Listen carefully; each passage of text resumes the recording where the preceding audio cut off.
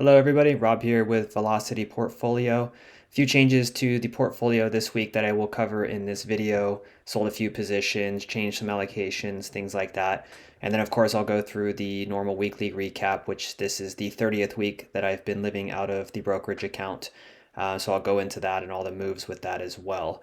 Real quickly for new viewers, what we're doing with the account here, all my household income goes into this brokerage account that I call Velocity Portfolio. It's invested into these three categories, into these percentage allocations and categories. And then all of my monthly expenses are paid for with margin borrowing against these assets. I sell options during the month, and then any dividends that I receive from these categories pays down my margin balance throughout the month. And then eventually the income and dividends will exceed my expenses, and at that point I am financially free. So jumping into the dashboard here quickly, you can see the gross account value right now is sitting at 212,215. My margin balance actually dropped a little bit this week. It's down to 63,336, which gives me a net account value of 148,878 and an equity percentage of 67%, up about 1% since last week. Market's been doing pretty well. So this week's not as good as the last couple, but in general, the last few weeks have been pretty good. My dividend yield is actually down overall recently, but up a little bit from last week to 10.71%. And I'm going to go into a little bit more on this here in a second and some of the changes that I made. So my estimated monthly dividends is up to almost $1,900, up a little bit from last week, again, in relation to the changes. My current dividends for the month is $1,451. Current monthly options income is $1,205. So it gives me a total income for the month from the portfolio of $2,657. My trailing 6 month expenses is still at $12,890. I update this monthly, so this will change next week. And then my margin draw is $10,233. So this is my average minus my current monthly income. This is if the month ended today. It gives me a snapshot of kind of what I need to pull out of this account based on these numbers to borrow on margin and pay my expenses for the month. Going down to category allocations here, the first change that I made is I changed up the allocation percentage for these categories. Coming into the week, I had a 40% goal for high yield, and it was 35 dividend growth and 25 growth. So I subtracted 5% off of both of these, dropped to 20 and to 30, and I increased by 10% to high yield. So I'm now going to be putting 50% of my income into high yield assets rather than these two, and that's to help increase this dividend yield a little bit more. And there's a few things going on here. I've noticed that as I settled into what I previously liked for my allocation percentages, my dividend yield was dropping quite a bit. And I think at some point it would have dropped below 10%. I want to stay in that 10 to 12% range, closer to 12%, at least right now initially. And the goal is to increase the dividends, obviously, so that I can outpace my expenses at some point in the next 5 to 7 years. So it was getting a little bit lower than I wanted. And the reason why I am comfortable raising the percentage of the high yield category is because if you recall, a couple of months ago, I sold out of some of the more known net asset value eroding funds like yield max funds like YMAX and Ulti and things like that, Misty. And I'm now in, quote, safer high yield funds in that 8 to kind of 16% range. I do have like the DTE funds from Roundhill that pay a little bit higher, but they've actually done very well for me, and I'm positive on almost all of them. You can see the high yield category as a whole is only down 2.38% total return wise, so not bad there, and I'm green on everything else. So I'm comfortable adding more to those, and I'll show you what I sold in relation to that as well. I did also do a little bit deeper dive into my account this past week and actually looked at margin maintenance rates for the first time in a little while and found some funds and some stocks that I was in that were above that 30% minimum margin maintenance rate. And I didn't really like that. So I had some that were even 100%, like HOOW was 100% margin maintenance rate. So I went through all of my holdings and I sold all of my positions that were a margin maintenance rate higher than 30% with Schwab. And the reason why is because I'm getting closer to my equity threshold here of 60%. I want to keep this percentage above 60%. and I'm at 67. I was at 66 last week. So I anticipate in the next few weeks, I'm going to get right about to that 60%. So margin maintenance and margin equity management is going to be more important here going forward in the next couple of months. So I wanted to unload those and make sure that all of this is sustainable. And I'll show you exactly what I sold here in a second. So this is the look at the current allocations. I may raise high yield even more. I'm pretty comfortable with where everything is at right now. So depending on how this yield responds, equity percentage, income, all of that, I may adjust it more. But for now, we're going to stick with 50%. So looking at the individual diversification, we are now down to 28 holdings in this account. At one point, I was at 37. I do believe you can be over diversified, but I don't necessarily think it's a terrible thing to have more holdings, but I think it was getting on the higher end of what I liked. So being down in the 28 range where I'm at now is nice. And if I want to add any, I'm just going to be really strategic about any positions that I add going forward. There are some on my radar that I may at some point, but for now I'm going to stick with these. And these are all now 30% margin maintenance rate. If that changes and some of these jump up to like 50, 75, or 100, then I may unload those too. I don't want to hold anything that is above 30% margin maintenance rate right now. So this is where the percentages sit at the moment. Starbucks, XDT, and Pepsi still coming down. Microsoft is back down below 7%. So those are coming down closer to my 5% cap that I like to have on any individual holding. So performance for the week for the portfolio. So net contributions. This is time weighted return from Schwab. The beginning value at the beginning of the week, net account value wise, was $145,874. I contributed $2,755, so I deposited this income into the account this week. $299 was withdrawn for bills or whatever, and then you can see the investment change, pretty flat overall. Income was up, which was great, and then you can see the total net asset value, or the net gain, account value gain here, about $3,000 or so. Percentage return wise for the week, net time weighted return, of course, tied with the Russell 2000, a little bit below S&P, and NASDAQ had a good week. Tech made kind of a comeback this week, so did not beat tech here.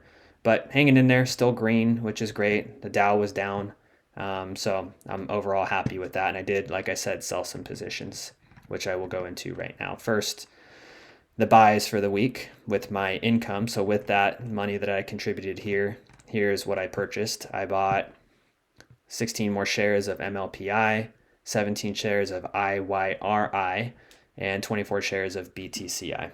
And it was really easy when I went in to decide what I wanted to purchase this week. I knew that I was going to be adding 100% of the income to the high yield category based on me raising it from 40% to 50%.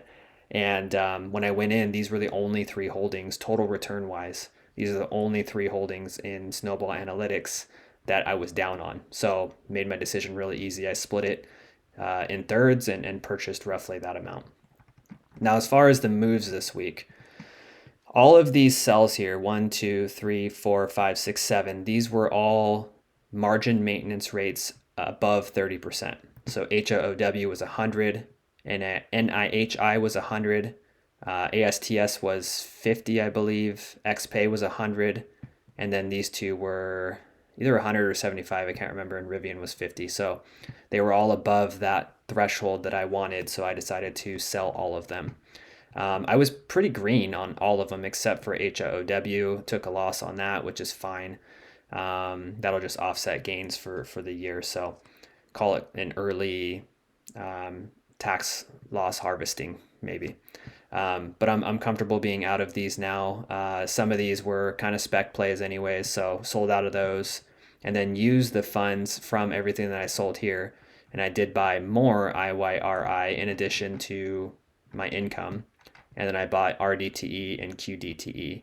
And if you look at all these into, even after I made these purchases, you can see MLPI is still on the lower end, 2.45, a max goal of 5%, right? And then you can see the other ones that I bought here, IYRI still low, BTCI still low, QDT, DTE, RDTE. These were sitting around like 2% before I made the purchases. So these are getting up closer to, call this the low end, and then this is the high end allocation wise. So I was happy adding to those. And with that, it increased my income here, my estimated monthly income by like $150 a month, which was great. So starting to bring this up a little bit, So going back down to that.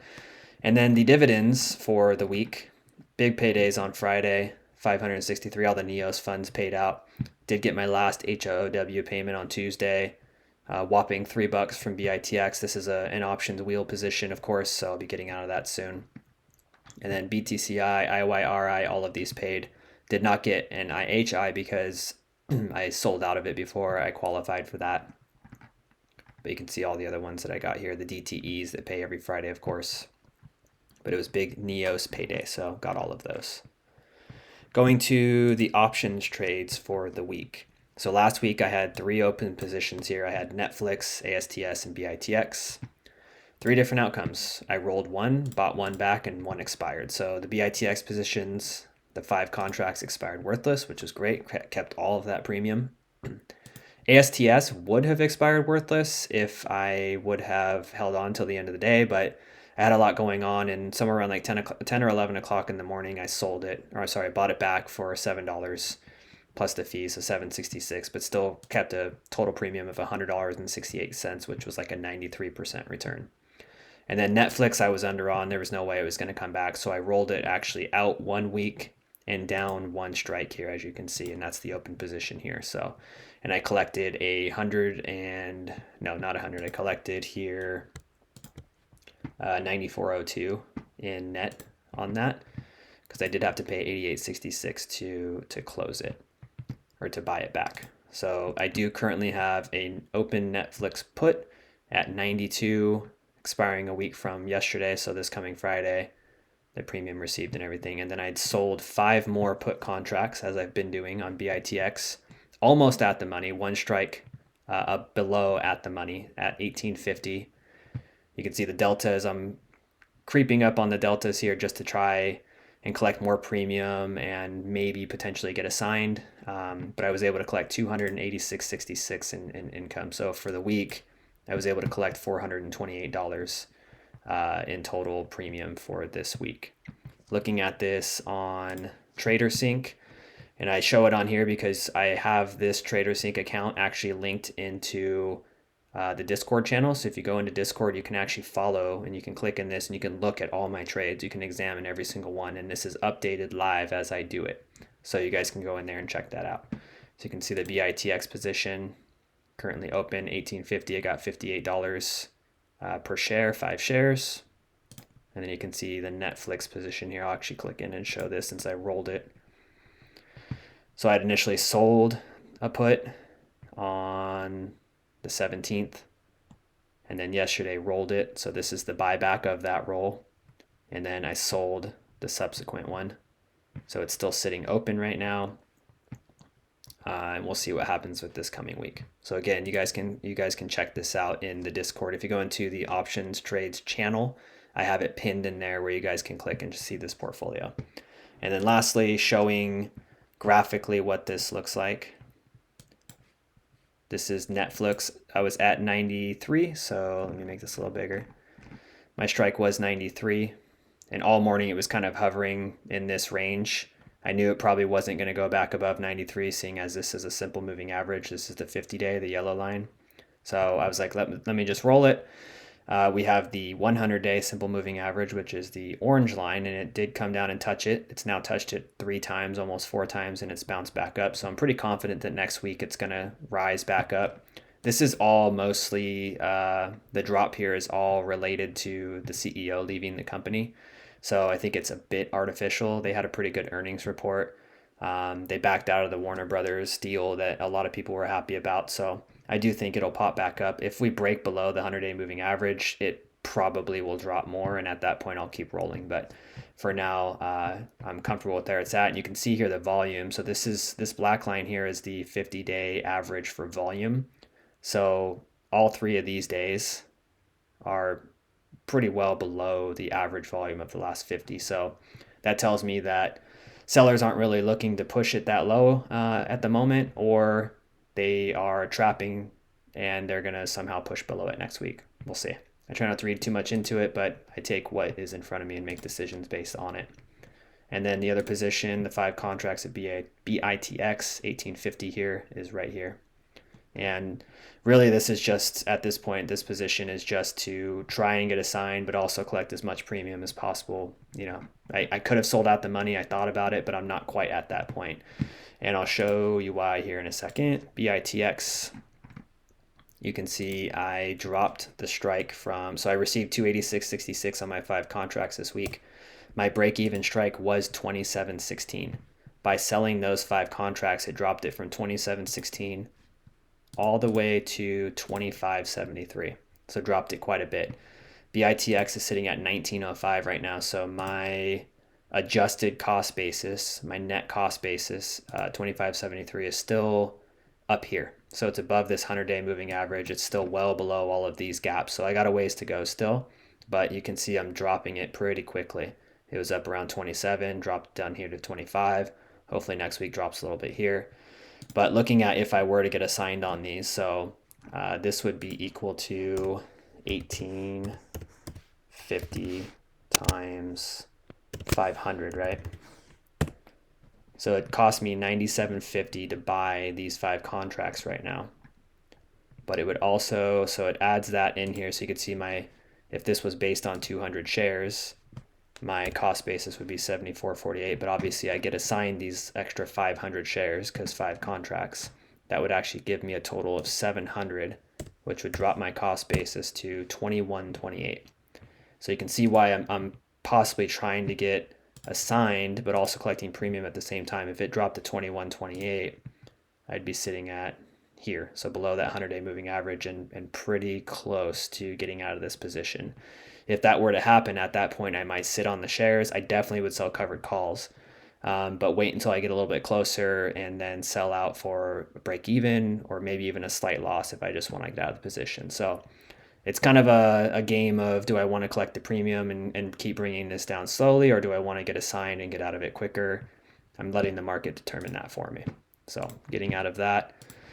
Going back to here, last but not least, I'll update on the Velocity Impact Fund. So in April here, I did receive another payout from Google. I've been getting payouts about every other week or every other month. You can see in February and April. And the reason why is they have a minimum payout of $100. So on a monthly basis, I'm not hitting $100 yet from AdSense from Google. But I did get $123.68 for this month. And then I should get another one in, this is June, probably in June. So I received that. I did buy with that money, like I always do. I did buy GPIQ. I bought 3 shares at $54.27 roughly, and then used like about $37 of my own cash. So the negative here means this is of my quote own money that I've put towards this fund, which is not stuff from like Snowball, AdSense, Ko-fi, or anything like that. So I've received $5.35 in dividends so far total. I received $2.16 in April. And in April, I already made a donation to St. Jude. I have a recurring $19 contribution right now, or donation right now. So eventually, this dividend every month will grow and grow and grow and surpass this $19. And at that point, I will start using it for other things. I'll either increase to St. Jude or I'll find another donation. And then hopefully this just continues to take off and the dividend just starts growing faster and faster. So Snowball, I haven't gotten anything from them since January. This is an affiliate link that you guys can use that I would get paid out on. AdSense is just Google, so just payments from my videos and such. Ko-fi, if you guys want to like quote tip me, I have that in here. And then I also launched memberships in YouTube, and actually we got our first Velocity backer this week. So they do get an optional shout out and public thank you in videos if they want. And they can also schedule a 10-minute phone call with me or video call with me as part of the Velocity Backer supporter membership. So if you guys want to look at that, take a look at that. I also, in all of my comments and description of my video, post ways that you guys can support this Velocity Impact Fund and me. So take a look at that if you're interested. Thank you guys for watching and liking, subscribing, commenting, and have a great weekend. I'll catch you guys on the next weekly update.